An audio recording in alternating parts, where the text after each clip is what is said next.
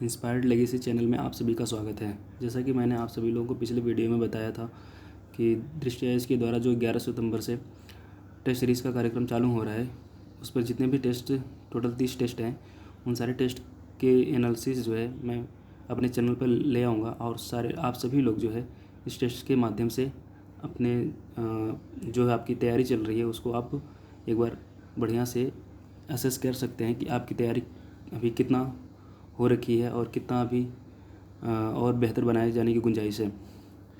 तो आज हम शुरुआत करते हैं अपने पहले क्वेश्चन से। हमारा पहला क्वेश्चन है कौन सा संगठन भ्रष्टाचार बोध सूचकांक जारी करता है। तो ये तो अभी एक तरह का ये इंस्टीट्यूशनल क्वेश्चन हो गया, ऑर्गेनाइजेशन पर बेस्ड एक क्वेश्चन है, तो इसको तो आप सभी लोगों को याद रखना पड़ेगा जो है। तो इसका ऑप्शन है विश्व बैंक, दूसरा है ट्रांसपेरेंसी इंटरनेशनल, तीसरा है विश्व आर्थिक मंच, एशियाई डेवलपमेंट बैंक। तो आप सभी लोगों को अगर याद होगा तो इसका आंसर है ट्रांसपेरेंसी इंटरनेशनल। तो आप सभी लोग देखिए, एक चीज़ आप लोग ध्यान रखिएगा, जितना भी मैं क्वेश्चंस कराते जाऊंगा उस पर मैं बहुत अच्छा डिस्कशन आप लोगों के सामने प्रस्तुत करूंगा और बहुत अच्छे अच्छे पॉइंट्स आप लोगों को मैं बताऊंगा। आप कोशिश करिएगा कि आप सभी लोग जो है कॉपी और पेन लेकर के नोट करते चलिएगा, ठीक है। तो ट्रांसपेरेंसी इंटरनेशनल इसका आंसर होगा, ऑप्शन बी इसका राइट आंसर है। तो हम ट्रांसपेरेंसी इंटरनेशनल के बारे में कुछ जान लेते हैं। ट्रांसपेरेंसी इंटरनेशनल जो है एक अंतर्राष्ट्रीय गैर सरकारी संगठन है जिसकी स्थापना जो है 1993 में बर्लिन यानी जर्मनी के बर्लिन में की गई थी। इसका प्राथमिक उद्देश्य क्या होता है कि जो नागरिक उपाय हैं उनके माध्यम से भ्रष्टाचार का मुकाबला किया जाता है और भ्रष्टाचार के कारण होने वाली अनेक प्रकार की आपराधिक गतिविधियाँ जो होती हैं उनको रोकने के लिए कार्रवाई करना इसका प्रमुख उद्देश्य रहता है। इसके द्वारा और भी जो है इंडेक्स जारी किए जाते हैं। एक है ग्लोबल करप्शन बैरोमीटर, इसे आप लोग नोट कर लीजिएगा, ग्लोबल करप्शन बैरोमीटर।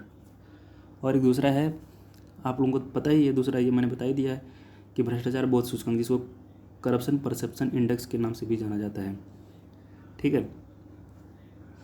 और अभी इसमें और दूसरे जो ऑप्शंस हैं, वर्ल्ड बैंक, विश्व आर्थिक मंच, एशियाई डेवलपमेंट बैंक, इसके बारे में भी थोड़ा थोड़ा जान लेते हैं।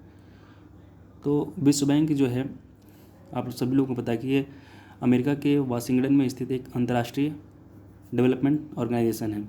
इसके सदस्य देशों की संख्या जो 189 है। गरीबों को कम करने, विकासशील देशों में साझा समृद्धि को प्रोत्साहित करने के लिए, उनके सतत समाधान के लिए जो है इसके अंतर्गत 5 संस्थान कार्य करते हैं। यानी आप ये कह सकते हैं कि वर्ल्ड बैंक जो है 5 संस्थाओं से मिलकर के बना हुआ है। पहला है IBRD, दूसरा है IDA, और चौथा है IFC, और पांचवा है MIGA, और पांचवा है ICSID। आप सभी लोगों को यह ध्यान रखना है कि भारत जो है IBRD, IDA, IFC और MIGA का जो है सदस्य है और ICSID का भारत सदस्य नहीं है। वर्ल्ड बैंक के द्वारा जो है कुछ प्रमुख रिपोर्ट्स जारी की जाती हैं। उसमें है ease of doing business report,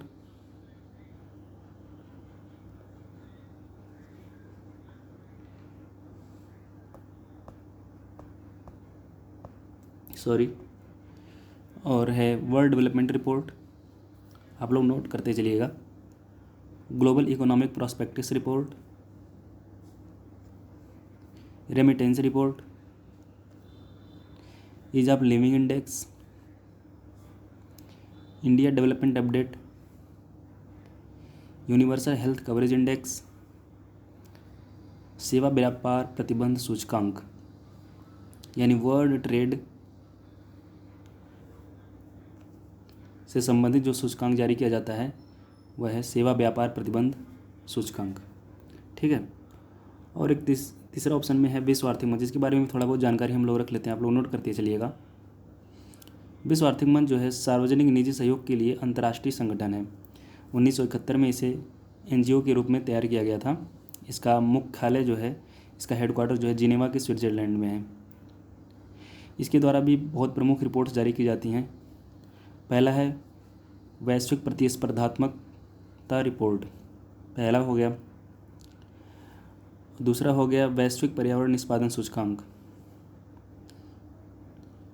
तीसरा है मानव पूंजी सूचकांक। और चौथा है वैश्विक लैंगिक अंतराल सूचकांक।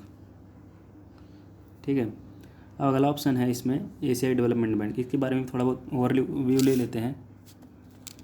एशियन डेवलपमेंट बैंक जो है एक प्रकार का क्षेत्रीय विकास बैंक है, जिसका मुख्यालय जो है मनीला यानी फिलीपींस के मनीला में है।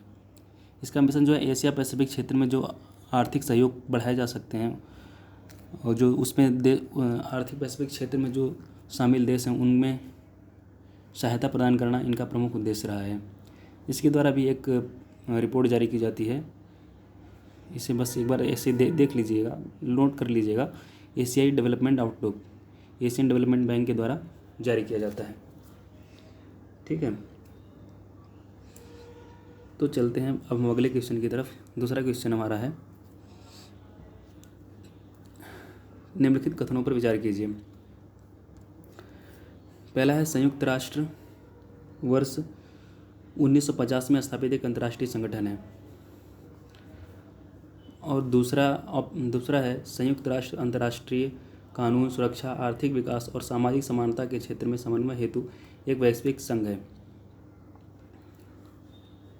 तो इसका ऑप्शन क्या हो सकता है, एक बार आप लोग ध्यान दीजिए। संयुक्त राष्ट्र जो 1950 में स्थापित एक अंतर्राष्ट्रीय संगठन है, ये तो पूरी तरह से गलत है, क्योंकि 1945 में जो है यूनाइटेड नेशंस की स्थापना की गई थी। और वर्तमान में अगर हम इसके जो है सदस्य देशों की संख्या देखें, ये गलत हो जाएगा। इसके सदस्य देश हैं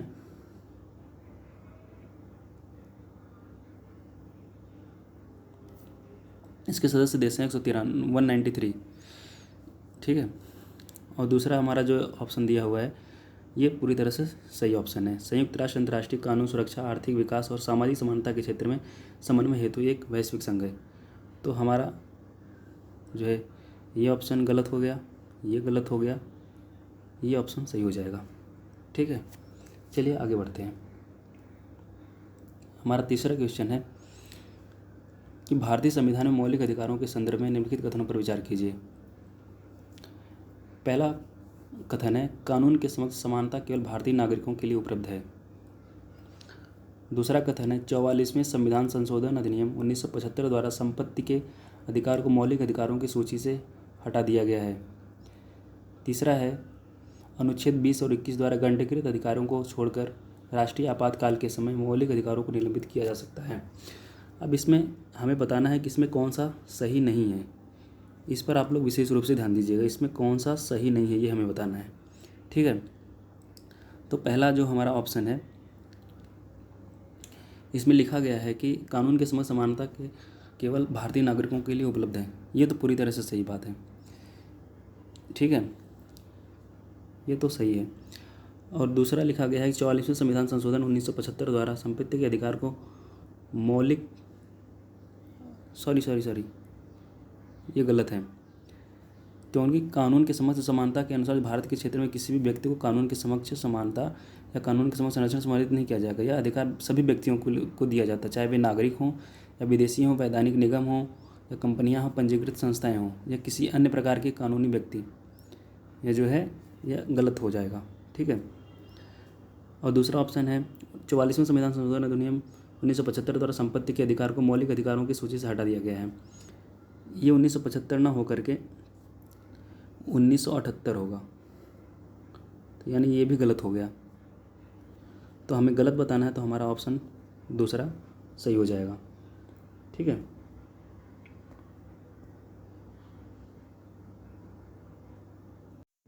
चौथा क्वेश्चन, अब हम चौथे क्वेश्चन पे चलते हैं। तो चौथा क्वेश्चन हमारा है भारत में चुनावी बॉन्ड के संदर्भ में लिखित कथनों पर विचार कीजिए। पहला कथन है चुनावी बॉन्ड को भारत के निवासियों और भारत में स्थापित या निगमित इकाइयों द्वारा खरीदा जा सकता है।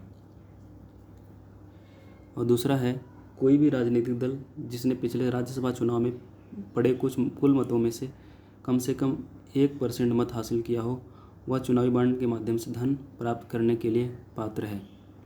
अब हमें बताना है कि जो है अब हमें बताना है कि इसमें से कौन सा कथन सत्य है। ठीक है, तो इसका ऑप्शन हो जाएगा हमारा ए। अब ए कैसे होगा, अब इस पर विचार करते हैं। तो ए जो है इसलिए होगा क्योंकि चुनावी बॉन्ड को भारत के निवासियों और भारत में स्थापित या निगमित कंपनियों द्वारा निगमित कम इकाइयों द्वारा खरीदा जा सकता है। ये बात बिल्कुल सही है। कोई भी राजनीतिक दल जिसने राज्यसभा चुनाव में कुल पड़े मतों में से कम 1% मत हासिल किया तो चुनावी बॉन्ड के माध्यम से धन प्राप्त करने के लिए पात्र है। ये गलत है। ये गलत क्यों है?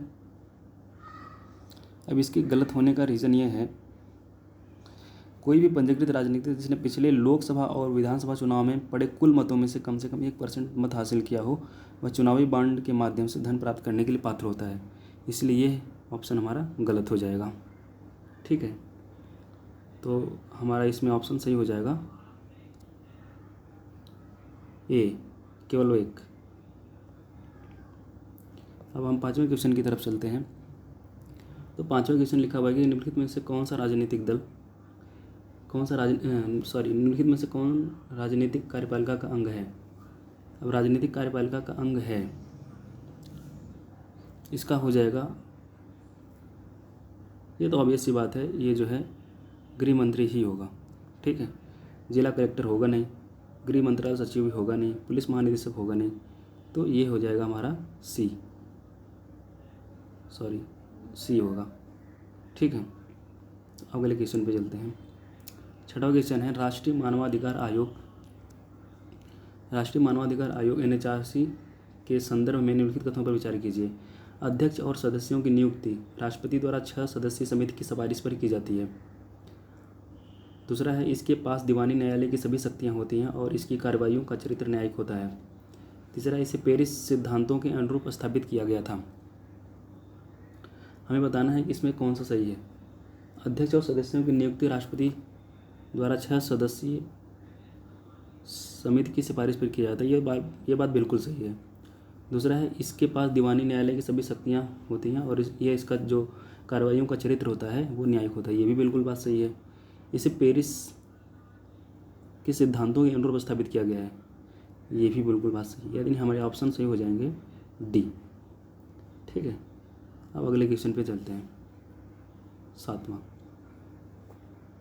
सातवां क्वेश्चन हमारा है राष्ट्रीय सफाई कर्मचारी आयोग NCSK के संदर्भ में निम्नलिखित कथनों पर विचार कीजिए। तो इसमें लिखा गया है कि इसकी स्थापना वर्ष 1993 में 3 वर्ष की प्रारंभिक अवधि के लिए की गई थी। वर्ष 2004 से इसका विस्तार एक सांविधिक निकाय के रूप में किया गया था। अब हमें बताना है कि इसमें सही नहीं है, वो हमें बताना है। तो अगर हम पहले सेंटेंस को पढ़ें, पहले वाक्य को पढ़ें, तो जो है इसकी स्थापना 1993 में 3 वर्ष की प्रारंभिक अवधि के लिए की गई थी, ये तो बात बिल्कुल सही है। वर्ष 2004 से इसका विस्तार एक सांविधिक निकाय के रूप में किया गया, ये गलत है और हमें गलत ही बताना था, तो हमारा ऑप्शन हो जाएगा बी। ठीक है, चलिए आगे चलते हैं।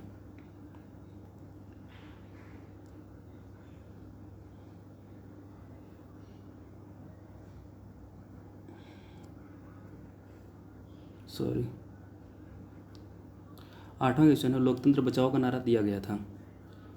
लोकतंत्र बचाओ का नारा जो है जनता पार्टी के द्वारा दिया गया था। ये तो फैक्चुअल क्वेश्चन है, ये हमें याद ही होना चाहिए।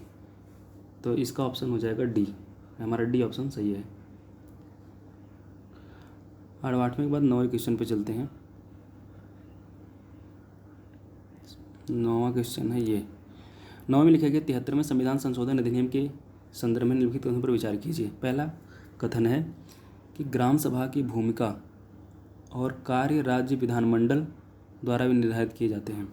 दूसरा है प्रत्येक पंचायत निकाय का कार्यकाल 5 वर्ष होता है। और तीसरा है सभी पंचायत संस्थाओं में 1/6 पद पिछड़े वर्ग के लिए आरक्षित होते हैं। और इसमें हमें बताना है कि कौन सा कथन सही है। पहला कथन तो सही है, ग्राम सभा की भूमिका और कार्य राज्य विधानमंडल द्वारा निर्धारित किया जाता है, ये बात सही, बिल्कुल सही है। दूसरा है प्रत्येक पंचायत निकाय का कार्यकाल 5 वर्ष होता है, ये भी सही है। सभी पंचायत संस्थाओं में 1/6 पद पिछड़े वर्ग के लिए आरक्षित किए होते हैं, ये गलत है। तो हमारा सही हो जाएगा ऑप्शन ए। तीसरा गलत होगा तो ये गलत हो जाएगा, ये गलत हो जाएगा, ये गलत हो जाएगा। एलिमिनेशन मेथड से भी हम इसको सॉल्व कर सकते हैं, तो हमारा ऑप्शन हो जाएगा ए। ठीक है, अब अगले क्वेश्चन की तरफ चलते हैं। हमारा 10वां क्वेश्चन है, United nation convention on the rights of the child UNCRC के संदर्भ में अगर हम बात करें तो भारत का पहला कथन है, भारत सरकार द्वारा वर्ष 1990 में convention on the rights of the child को अनुमोदित किया गया था। और दूसरा है, संयुक्त राज्य अमेरिका को छोड़कर संयुक्त राष्ट्र के सभी सदस्यों ने इस कन्वेंशन की अभिपुष्टि की है। और तीसरा है, 1989 में संयुक्त राष्ट्र महासभा द्वारा convention on the rights of the child को अपनाया गया था। अगर हम इसके सेंटेंस तो अगर हम देखें तो पहला जो क्वेश्चन इसका लिखा हुआ है कि भारत सरकार द्वारा वर्ष 1990 में convention on the rights of the child को अनुमोदित किया गया था, ये बात जो है गलत। पहला सेंटेंस गलत, पहला जो सेंटेंस लिखा हुआ है ये गलत है, क्योंकि भारत द्वारा 1990 में नहीं 1992 में कन्वेंशन ऑफ द चाइल्ड को अनुमोदित किया गया था। तो अगर पहला हमारा गलत होता है तो ये गलत हो जाएगा, ये गलत हो जाएगा। तीसरे को देख लेते हैं एक बार। वर्ष 1989 में संयुक्त राष्ट्र महासभा द्वारा convention of the rights of the child को अपनाया गया था। तो इसमें जो है देखा जाए तो दूसरा, ये तीसरा भी सही है और दूसरा भी सही है। अगर ये सही है तो हमारा ऑप्शन हो जाएगा सी, 10वें का सी हो जाएगा। अब अगले क्वेश्चन की तरफ चलते हैं। 11 क्वेश्चन है, भारतीय संविधान की निम्नलिखित विशेषताओं में से कितनी ब्रिटिश संविधान से प्रेरित हैं? तो पहला है मूल अधिकार। मूल अधिकार तो अमेरिकी संविधान से प्रेरित है, तो पहला जहाँ है ये गलत है, ये गलत हो जाएगा। स्पीकर का पद और उसकी भूमिका,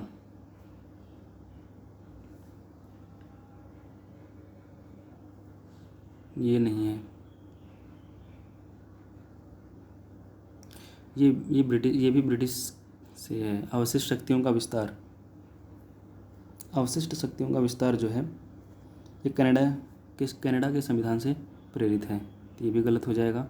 स्वतंत्रता, समानता और बंधुत्व के सिद्धांत, ये फ्रांसीसी संविधान का भाग है। ठीक है,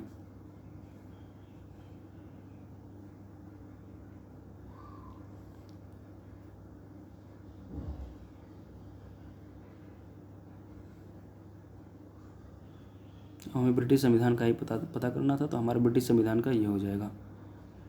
तो यानी केवल एक विशेषता सही होगी। ठीक है,